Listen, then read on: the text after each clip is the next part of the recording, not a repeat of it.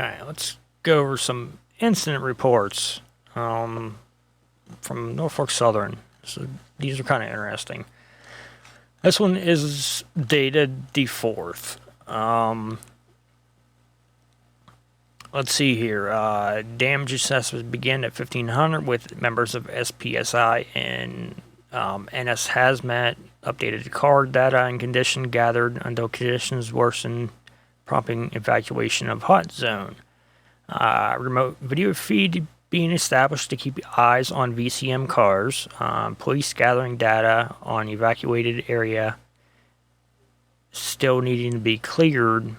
Occidental requested BLEVE model by 0800 on a conference call sourced by Norfolk Southern.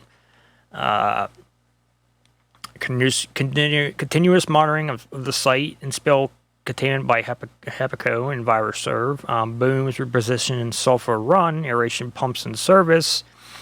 The BLEVE model was completed and the remote feed was established. Let's see, their next operating period, they wanted a continuation of previous period, including community air monitoring, boom maintenance, and aeration of Sulphur Run. Meet on site with SME from Occidental to review potential tactics, extinguish the pellet fires, begin wrecking operations when fire conditions permit. Now, I like all these pending activities, okay?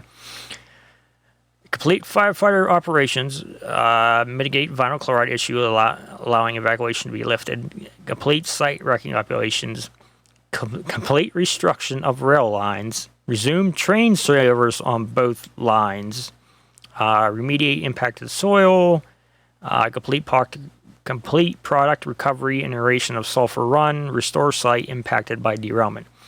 On the 4th, they were already, waiting to get them rail up and going.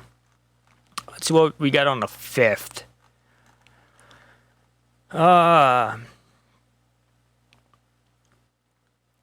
Fourth operational period, 2:57 a.m. to 7 p.m. Focused efforts on safe wrecking operations on the west end of the site away from the tank cars. Box cars were moved up to a safe working area.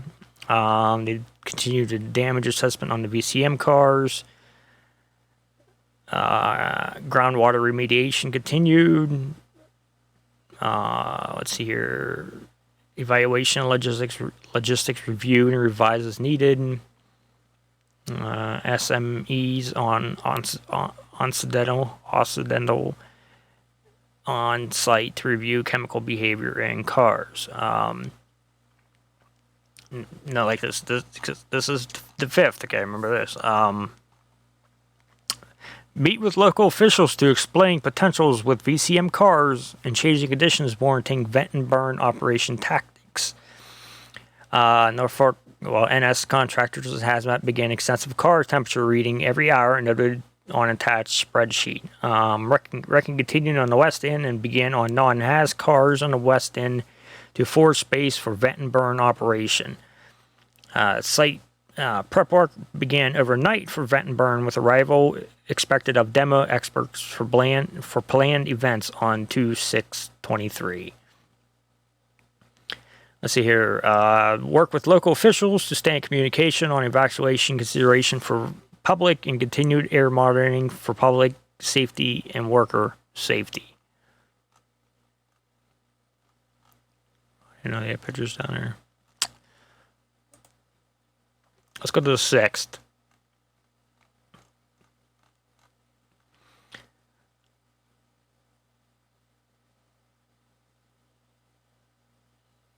See, and see now, this is,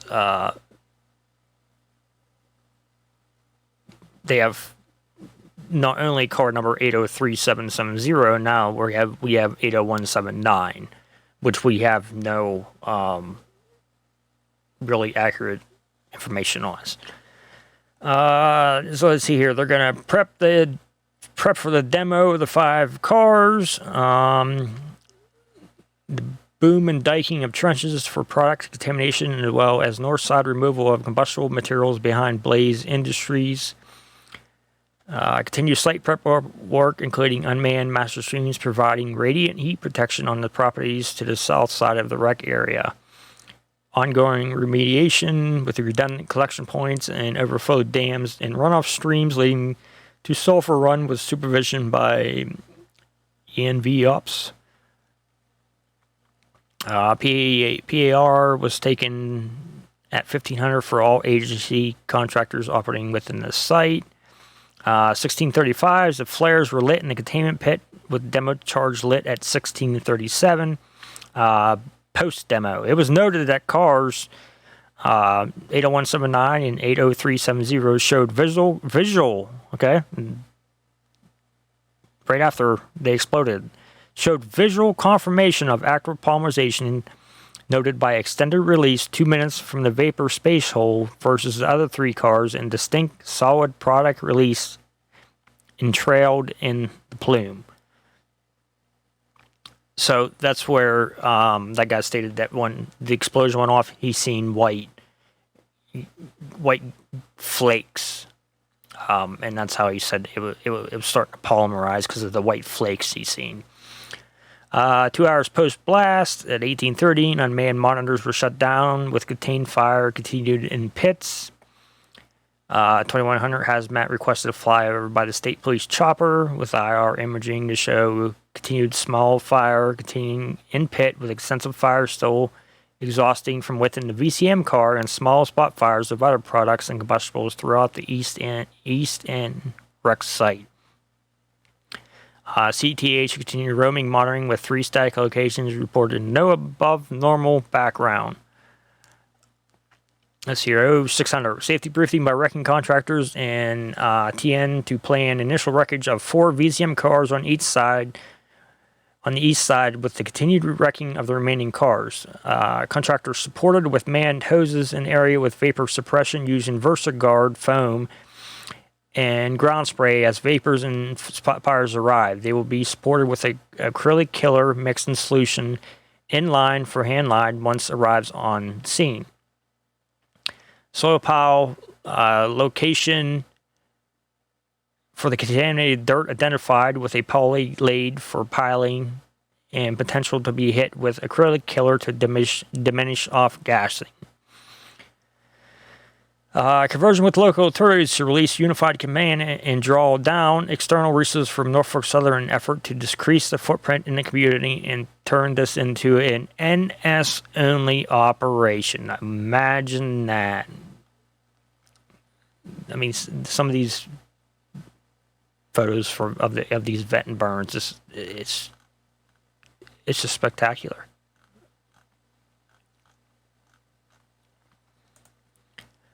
Let's go to the 7th. Okay, we did a vet and burn. Let's see here. What do we want to do? Let's see here. 0600 safety brief held with all operations on wrecking operations and track rebuild. Wrecking operations began after daylight. Assessment of conditions in the derailment focusing on leaking products, car integrity, and hazards to the personnel and environment. All cars moved off railway right away, well, the railroad, by 2100 with NS, CTA working in support of personnel to ensure worker and community safety throughout the appropriate action level based on monitoring data. Track construction continuing from the west end of the site, moving east. We're already laying track on the 7th. Lay down area created for spill material removal from impacted portions of the site. This is primarily located at the east end of the derailment with a containment plan in place for soil during operational period 9.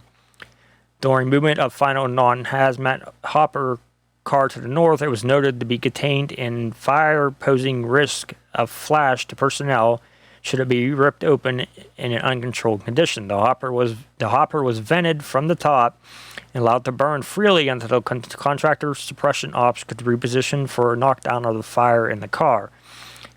This did not pose community health threat and verification of the plume readings were verified by CTEH based on wind speed and direction. How much, how do you believe them? How much you believe them on your air quality? We're burning another hopper of, vinyl chloride pellets. Leak checks continued at all tank cars with no minimal leaks noted and collection efforts put in place. Water remediation continued and as past operation periods have noted with adaptive changes made as deemed necessary based on product observance. Continued safety of continued support of personnel safety during track construction. See, they really want to get these tracks things, man. Continued observance of all cars for flare-ups and smoldering fires and leaks. Respond as necessary. Proper containment of laid down material removed from impacted area. Let's see here. No updated information on evacuation being lifted as ops of 0700.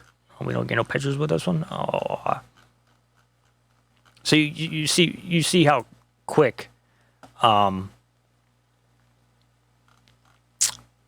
they were in a hurry to get these tracks open up. This is their BLEVE, Blevy.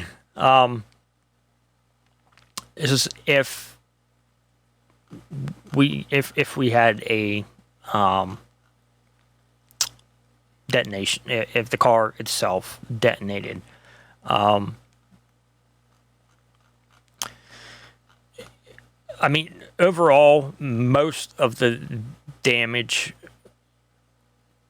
would have been in, let's say the yellow. Let's see here, 2.8. So we're looking at about flying glass. Corrugated panels, housing, wood panels blown in. Green, we're looking at 0.58, so we're looking at windows usually shattered, some window frames damaged. So this is the extent of, they would say, the 1 mile, which they give a max distance of 2,408 feet. So this would have been, from what their model is of the zone for explosion and damage. And also give, if you're in this zone, just the sheer heat and stuff. You can get self-ignition of certain products, but I got to take their word for it. But as we can see, all they were worried about is getting them tracks back open again. I think almost every one of them reports stated in there to get about getting rail operations back up again. Every report. And you tell me EPA didn't know nothing about this. I know I have a recording. They were standing right there when the Southern stated that they were, running both lines, and I do remember an EPA official standing behind him. Maybe you didn't hear that part. I don't know. All right, guys. I just wanted to go over a quick some incident status. The ones they gave. I just found it interesting because every one of them they mentioned opening the railroad tracks back up again. So, what's that tell you? What was on their mind? People's safety or money to get the railroad up and moving again. I'm thinking money, and they weren't too worried about the safety reasons. All right.